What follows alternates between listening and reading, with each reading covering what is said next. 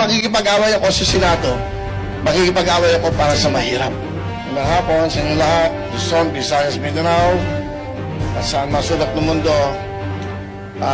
Una sa lahat, ako po si Wilfredo Bendia Revillame, yan ang tunay kong pangalan.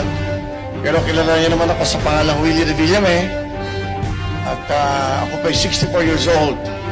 Siguro hindi na ako kailangan mag-explain, hindi na ako kailangan magpakilala sa inyo. For 21 years, meron akong daily show, tanghali, hapon, gabi. So, kumbaga, naging parte na ako ng buhay ng mga Pilipino, lalo na po yung mga nanay, tatay, lolo, lola, yung household. Yun lang ho. At nandito ako ngayon. In fact, meron akong live show ngayon. Nagpaalam muna ako. Ang alam ko, naka-feed kami ngayon sa TV5. Naka-feed ho kami ngayon sa show. At yung mga nanonood ngayon doon, nagpaalam muna ako.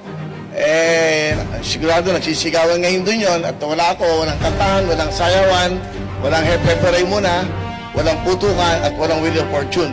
Pero, may mas malaking hangarin at may mas malaking plano para sa bawat Pilipino. Okay? At 2 minutes, siguro mas maganda mga tanong na lang para masagot ko na kagad yung mga tanong. Okay, sige po.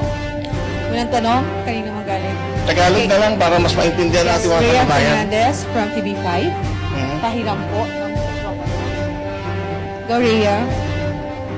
Hi sir, good afternoon. Rhea Fernandez, TV5. Hi, Over Rhea. here, sir. Pumili na lang, huwag na, sir. Sir, we